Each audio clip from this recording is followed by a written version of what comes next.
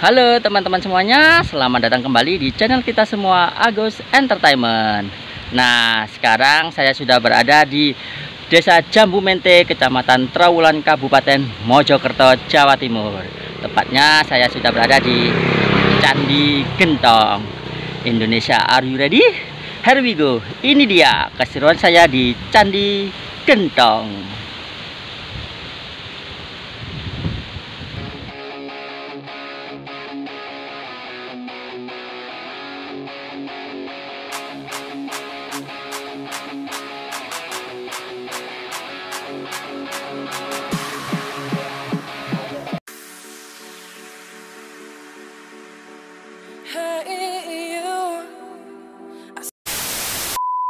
Di Gentong ini Pak, itu dulunya tidak lihat sama sekali. Oke. Ya, candi ini dulunya itu sebuah gundukan tanah. Mengapa dinamakan Gentong? Ya. Itu kalau dari masyarakat memang bentuk candi ini kan tanah pertama kali ditemukan, tanahnya itu tinggi dan ada sebuah kubangan. Terus makanya orang-orang itu mengingatkan sebuah tanah yang tinggi berbentuk gentong, berbentuk tinggi itu trisiul tanah, itu mengingatkan sebuah gentong. Gentong. Ya. Kalau saya pikir gentong itu bahasa Jawa ya? Iya, gentong, tempat air. Tempat kan? air yang Ya. dari tanah liat ya? Iya. Iya Pak. Gentong itu. Monggo Betul, dilanjut. itu. Kalau dari hasil dari ekavasi atau penggalian di di Candi Gentong 1. Nggih. Itu ternyata Candi Gentong 1 ini berbentuk stupa. Stupa. Ya, stupa itu yang besar sekali. Menurut saya stupa itu kayak situs atau relief yang terkecil ya? Stupa itu besar seperti Besar. Borobudur. Atasnya itu kan stupa. Oh ya, yang bentuk lengkungan itu ya Pak? Itu Oh kan iya. seperti gentong juga. Iya. Kalau orang atau masyarakat sini kiranya itu sebuah gentong yang terkorak begitu kan. Tapi nggak ada kalanya ya? Iya. Itu bedanya di situ? Sini Nggak ada. Ah. Kalau tadi dan kalau pakar arkeologi kan menerangkan bahwa ini berbentuk mandala stupa, ternyata di dalam Candi Gentong ini ditemukan beberapa stupika kecil. Itu mirip memang dengan bentuk gentong. Karena itu terbuat dari tanah liat, itu ditemukan begitu banyaknya di tengah-tengah Candi Gentong 1. Itu ukurannya segenggam orang dewasa. Itu memang mirip seperti gentong. Kalau saya di sini saya aplikasikan ke taman, ada itu yang di pinggir-pinggir itu ada seperti stupa kecil, itu seperti itu. Makin ke kalau stupa yang di Borobudur itu bagian bawahnya kan lebar. Ya. Kalau di sini ditemukannya di bagian tengah itu ternyata bagian bawahnya itu kecil. Akhirnya ke atas itu melebar, akhirnya mengerucut lagi, kan gitu. Jadi kalau ini diambil dari itu bisa juga, karena ada temuan beberapa bukti tadi memang bentuknya seperti gentong. Oh. Sekarang disimpan di PIM, ada itu. PIM itu BKP, bukan BKP Trawulan. Pengelolaan Informasi Majapahit. Di mana Pak? Di museum kalau sekarang. Oh, di museumnya, Museum Trawulan. Museum oh Trawulan gitu. Itu. Ya. Sebetulnya kalau dari instansi kita itu menamakan PIM, Pengelolaan Informasi Majapahit. Kalau secara keseluruhan dari masyarakat ternyata menamakan museum. Museum. Ternyata memang museum. Museum. Kadang-kadang saya juga bingung, Museum Majapahit apa Museum Trawulan. Ya, ya itu bedanya. Gitu. Kan dari instansi kan kita tahu itu adalah PIM, Pengelolaan Informasi Majapahit itu. Kalau museum berarti sudah ada kementerian sendiri, tepat dari unit BPK. Sekarang kan di BKB. Bukan, BPK wilayah 11 ini. Oh, sudah BPK nggih. Ya, dulu kan BPCB nggih. Nggih, diganti BPK.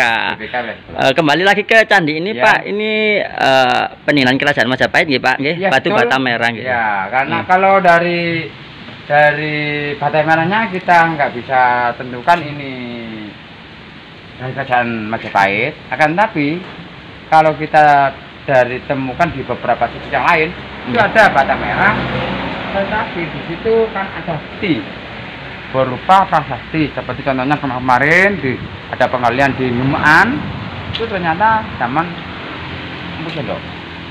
Empu Sendok. Empu Ya. Sendok kan berkaitan dengan Candi Brau. ini Candi Brau Candi Brau. sebelahnya gitu. Ya, itu kan saya menceritakan di Gemaan.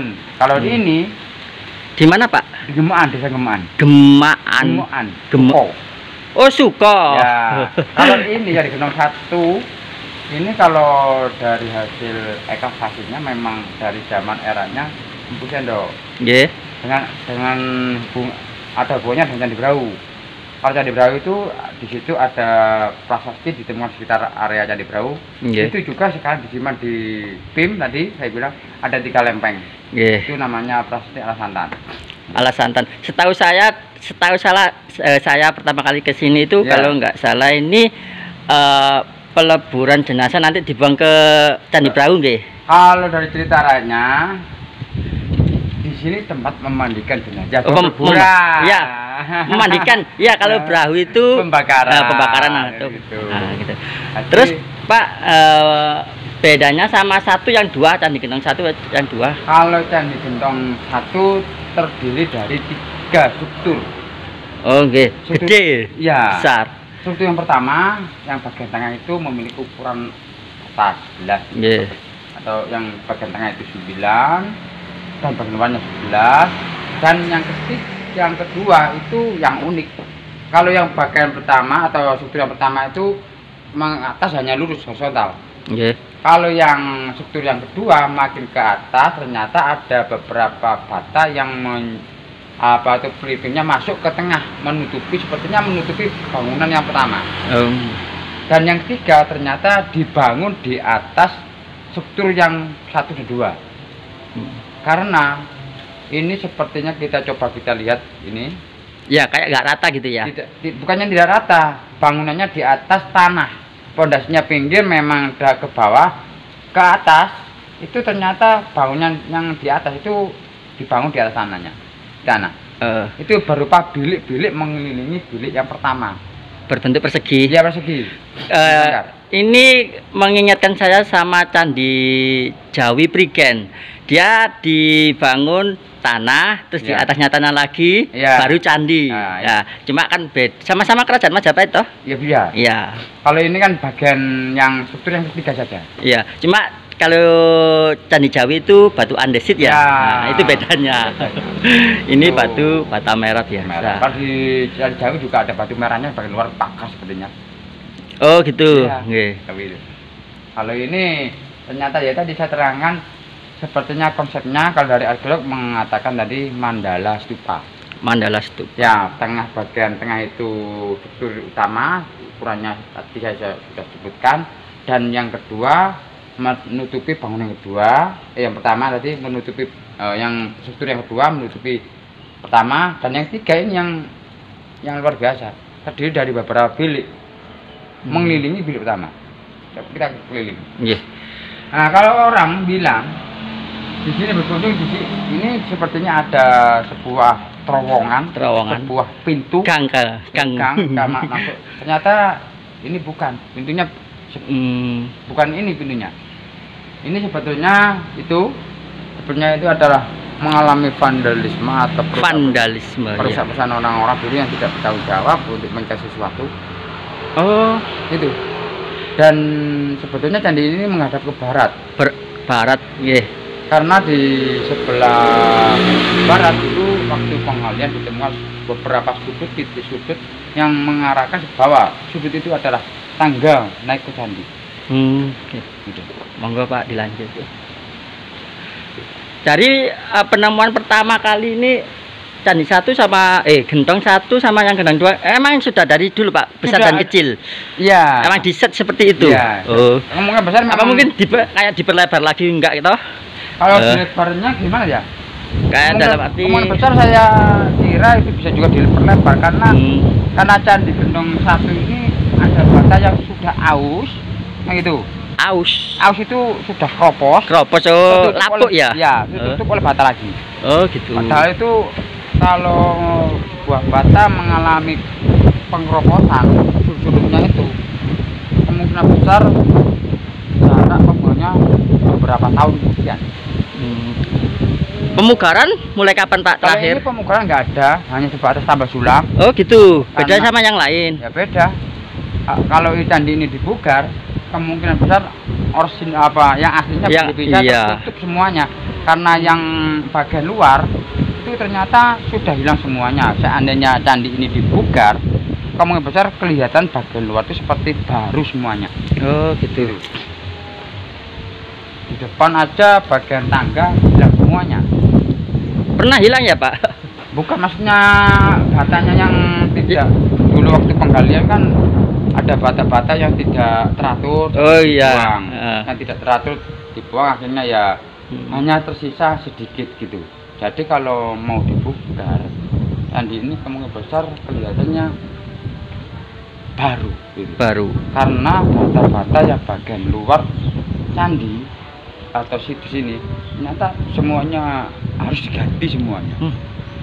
Jadi orsilnya tidak ada. Kalau ganti yang baru itu harus izin ke itu ya Pak? Iya, ke Purbakala Borobudur, Boten. Ya sama. Harus melalui kajian seluruh Indonesia. Arkeolog, pakar kebudayaan semua. Saya pikir cuma di BPK saja, iya Trawulan. Kayak di Malang harus ke Trawulan toh. Ya. Kalau di luar Jawa Timur lah itu harus beda lagi, harus. Tidak. Ini satu wilayah ya. Bahkan bisa juga dari UNICEF. Ya, UNICEF. Wow. Masih. Karena Australia ini mau diajukan ke bahwa ini adalah warisan dunia. Karena mencoba kan pada waktu Hayam Wuruk toh sama Pati Gajah Mada. Ini sama yang Gentong 1, Gentong 2 itu ada kompleksnya ya Pak ya? Ini ada atapnya. Iya. Fungsinya itu untuk apa Pak? Kalau fungsinya itu ini kalau memang untuk perlindungan supaya tidak kena sinar kena matahari, kena air hujan kan bisa hapus semua jembatannya. Nggih. Pak, ngapunten pertanyaan. Trawulan ini pernah banjir nggak? Kalau saya ingat, saya belum pernah ya sama sekali. Ya sih, saya pernah mendapat pertanyaan seperti itu, tapi ya saya mungkin selebat-lebatnya hujan ataupun banjirnya kolam Segaran itu. Tapi kolam Segaran nggak pernah banjir. Nggak pernah banjir ya, karena dia ada hubungannya sama pendopo toh. Pendopo Trawulan gitu Pak. Itu ya gimana ya? Padahal mitos atau keyakinan seperti air itu mau beribu, tapi sampai. Itu kalau yang menyimpang dari pernyataan ini yang di pendopo itu ada paku bumi ya Pak? Iya. Itu emang real atau kalau paku mitos bumi cerita itu ada, gitu? Di sini ada beberapa. Soalnya kalau saya ke situ itu kan banyak orang-orang yang ritual. Kayak nggak boleh masuk gitu loh. Kayak bukan nggak boleh masuk ya, kayak saya tanya ini kayak keyakinan. Iya, keyakinan masing-masing. Kita percaya bahwa itu ada sebuah misteri, kita juga nggak tahu. Karena orang-orang yang spiritual itulah yang tahu. Karena kita nggak bisa menghukum orang-orang spiritual itu benar apa salah. Kita harus menghormati apa itu benar apa nggak itu salah. Kita harus menghormati si spiritual. Kalau masa saya muda kecil-kecil dulu, kalau pendopo aku itu belum dikeramatkan, hanya berupa sebuah batu yang menancap gitu aja, tidak ada seperti sekarang itu. Dulu malahan dibuat anak-anak berguru-guru gitu. Belum ada cukupnya, belum ada kain-kain yang menutupi. Iya, kayak sekarang. Iya, itu dulu akhirnya disakralkan, ternyata itu ada sebuah barang atau situs yang sakral gitu. Sakral itu kan kita bisa mengambil seperti itu. Kalau sebelahnya pendopo makam Troloyo itu juga termasuk Majapahit Kak Pak? Kalau Troloyo itu kan adalah bagian dari itu kan Sunan siar agama Islam di Majapahit. Karena wilayah masa Raden Jaya, Bayu Jaya 5, dia kan mempersyuting putri dari Campa. Putri Campa adalah kalau saya lihat dari cerita dari buku, ternyata itu adalah masih saudara dari San Apel. Nah, akhirnya disitulah Majapahit memberikan apa itu ya, tempat wujud wilayah untuk siar agama dikasih wilayah. Makanya timbullah atau terbentuklah di Majapahit Tinggal Ika. Tidak semua, tidak satu elemen yang kita hormati, tapi semuanya kan gitu. Monggo Pak, lanjut ke Gendong nomor 2. Sambil jalan Pak, saya mau tanya Ya. Kerajaan Majapahit kan fenomena banget Ya. zaman kemasannya Hayam Wuruk sama Patih. nggih. Ya. Nah, itu kok bisa mengalami apa ya, kayak bahasanya sekarang tuh kayak kekurangan pangan, terus kekurangan ini itu sehingga hancur toh Pak. Oh. Nah, salah satu yang apa ya, bisa ceritanya itu kan ada Candi Sumur sama Candi Pari nggih. Iya. Nggih. Itu kok bisa sebuah kerajaan yang sangat dikagumi bahkan di dunia pada saat itu ya, Majapahit bisa kok kelaparan. Kok bisa gitu loh. Itu kemungkinan besar sesudah masa Hayam Wuruk bisa juga. Sesudah masa Hayam Wuruk itu dalam arti Hayam Wuruk apa? Sudah mati nggih. Ya, sudah lengser lah itu. Nggih, lengser. Ya, kan ada perpecahan kekuasaan. Oh, perpecahan kekuasaan. Ya, banyak karena saudara itu yang mengklaim bahwa dia adalah turunan dari Raden Brawijaya atau itu Brawijaya. Itu dia menginginkan sebuah tahta. Oh, jadi itu bahasa Jawa royoan, pengen jadi raja. Kalau saya, ini baru ini kalau saya ada lumbung tempat sumur Candi Pari itu tempat penimbunan padi kan gitu kan. Nggih. Tapi kalau kita pelajari juga di Majapahit itu mungkin nggak ada laparan. Kayak kalau nggak Kalau salah hanya tempat penyimpanan, kalau kita punya di rumah punya lumbung gitu aja, tidak kelaparan seperti itu.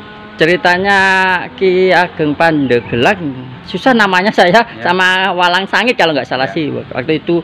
Ternyata dia masih saudara sama Hayam nggih, Hayam Wuruk nggih, raja yang keempat nggih, terakhir.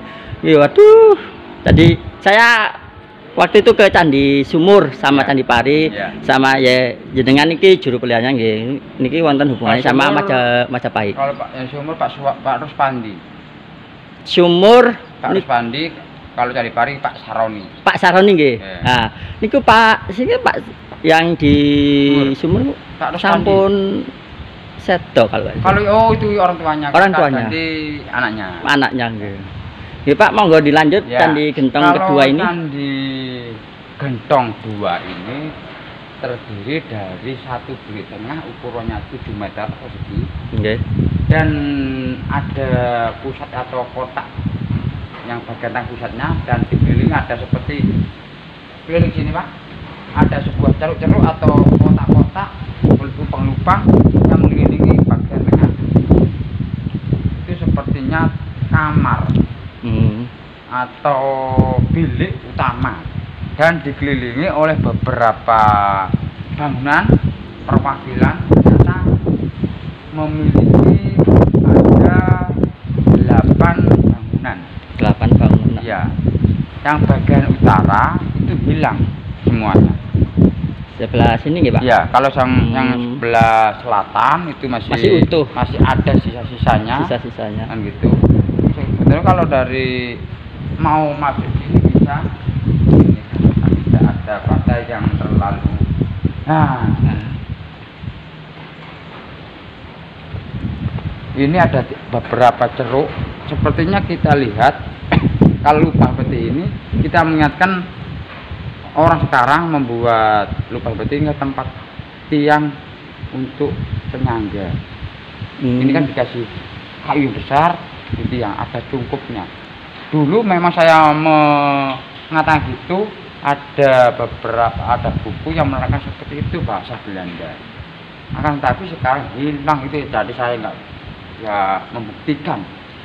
Kalau Majapahit itu sama erat hubungannya sama Belanda nggih Pak. Iya, karena jadi saya kemana-mana candi itu tertulis dalam buku Belanda. iya gitu loh. Karena yang meneliti di Trawulan ini juga pertama kali itu orang Belanda juga benar itu, dan juga orang yang membuat peta terletak situs-situs di Trawulan juga orang Belanda. Raffles dengan adanya Borobudur pertama kali Borobudur akhirnya merembet ke Jawa Timur membuat peta apa itu Mojopahit. Raffles itu kalau nggak salah pertama kali ke Wringin Lawang ya Pak? Itu sebetulnya kalau peta Raffles itu kan sudah menunjukkan seluruh Nusantara Pak. Seluruh Nusantara, oh gitu. Itu hanya mencatat tentang situs-situs keberadaan situs. Kalau di sini aja saya pernah lihat petanya itu bahasa Belanda, bahasa Indonesia yang lama, suwe-suwe itu ada ejaan suwe. Suwe kan artinya lama. Nah ini Candi Brau itu adalah induk dari beberapa candi sini. Sebetulnya di sini itu ada 5 candi dengan Candi Brau. Luar biasa kan? Dalam arti induknya itu berarti kan Brau. Oh Brau. Terus yang lainnya? Yang lainnya saya nggak tahu namanya. Candi Gentong, Candi Gedong, Candi Tengah, dan Muteran. Muteran? Iya, itu ada sebuah candi Muteran.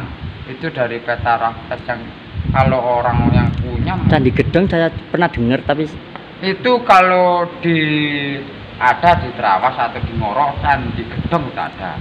Trawas? Iya, di Ngoro. Ngoro Mojokerto gitu. Ya, kalau di sini bukan Jalan Tundong gitu. Bukan. Nah kita bisa candi yang tengah atau ini, karena ini kan dinamakan masyarakat Gentong. Itu kan pertama kali tadi saya bilang Candi Gentong yang bagian pertama itu kan ada gundukan tanah yang tinggi menyerupai sebuah gentong dinamai Gentong. Kalau dari pakar arkeolog pernah bilang bahwa ini adalah bukan Candi Gentong, itu Candi Apak. Saya belum sempat tanya, belum ketemu orangnya, kalau dia sudah pernah karena yang ditanya itu teman saya di sini, dia ini, Pak kamu kerja di mana? Terus kamu, Gentong Pak, loh itu bukan Candi Gentong. Seharusnya dia kejar jawabannya untuk apa? Itu harus diklarifikasi. Mengapa dia bisa mengatakan seperti itu? Kalau orang Barat memang ada yang bilang memang ini adalah bukan Candi Gentong. Candi Gentong itu sudah hilang. Sisa-sisanya katanya pun fondasinya semua hilang. Karena saya pernah diceritai kan oleh masyarakat sekitar orang desa situ. Memang dulu ada sebuah fondasi yang luar biasa besarnya, diambilin semua, dihancurkan, atau memang dulu itu kebutuhan ekonomi dijual. Tentunya dengan nilai yang harga mahal. Bukan mahal, tapi hanya sebatas uang recehan atau untuk makan saja. Oh gitu. Tidak mahal. Karena dulu ada sebuah tempat untuk peleburan bata tinggi. Oh. Nah mulai rusaknya itulah di Trawulan, bata-bata candi-candi yang banyak yang hilang. Itu dulu banyak bata seperti ini dikumpulkan oleh masyarakat, dibeli untuk dihancurkan untuk buat rumah. Rumah dulu di sini itu rumah gedong dulu itu pakai semen merah hasil dari tumbukan bata kuno. Kalau bata yang baru ternyata kurang kuat, kurang melekat gitu, kurang halus gitu. Nah itulah sebab akibatnya akhirnya berdampak ke situs-situs di Trawulan Mojokerto. Bata-batanya banyak yang hilang. Itu kalau saya menyerahkan seperti itu merinding Pak. Enggak sih, saya juga merinding juga. Jadi ya itu sebabnya mengapa banyak yang hilang.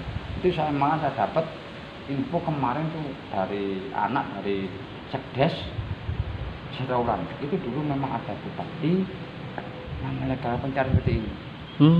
Itu entah itu sudah ada izin atau? Nah, itu akhirnya dikutuk oleh dari Jakarta. Itu nggak boleh, itu harus melalui undang-undang. Akhirnya keluarlah undang-undang itu bahwa situs purbakala harus dilindungi, jangan sampai hilang seperti itu. Walaupun secuil ya. Iya. Itu ya. Nah ini masih candi ini masih digunakan untuk orang-orang spiritual. Oh, nggih. Itu adalah sesajen.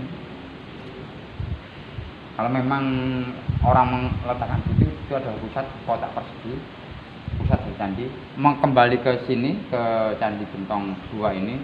Di sini kalau kita dari bentuknya satu di tengah mengingatkan kalau dan dikelilingi oleh beberapa bangunan terdiri dari 8. Kalau orang Hindu, Nggih.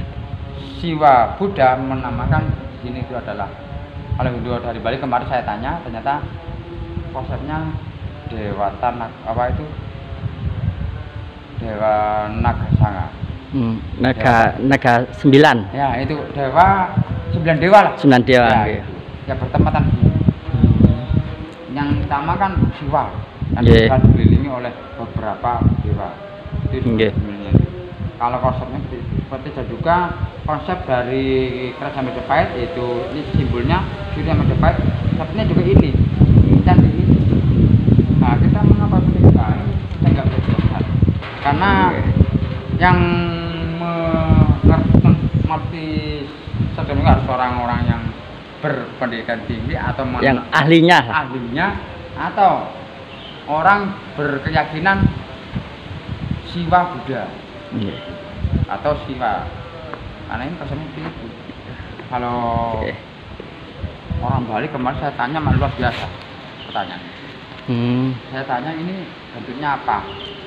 Kalau saya bilang ini dia hanya tengok, sepertinya ini kita saya bilang apa itu Dewa Tanah Gelanggang. Mungkin dia sudah paham. Sudah paham. Sudah ahli. Bentuknya seperti ini. Kotak persegi karena berhubungan dengan ini dibangun seperti bata, jadi kan bilik. Nah, sini situ ada.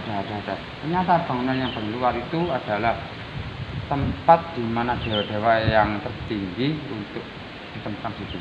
Oh. Dan di tengah ini adalah dewa yang terkuat. Kalau orang Islam ya saya pikir yaitu di tengah ada pusatnya adalah Tuhan Yang Maha Esa. Ya. Nggih. Karena keyakinannya orang-orang kan lewatnya berbeda-beda. Kalau umat Islam ke masjid, kalau orang Hindu ke ke pura, entah tempat apa, atau ke Buddha, ke wihara, dan ke gereja, tapi tujuannya kan sama, peraturan Yang Maha Esa. Jadi saya simpulkan bahwa semua agama ternyata itu sama saja. Ternyata tujuannya satu, kepada Tuhan Yang Maha Esa. Tuhan Yang Maha Esa. Itulah saya yang, karena saya ini kan sebagai juru pelihara. Nggih. Kalau orang-orang yang datang ke keyakinan A, B, C, jadi kita nggak bisa Menyalahkan. Nggih. Nggih.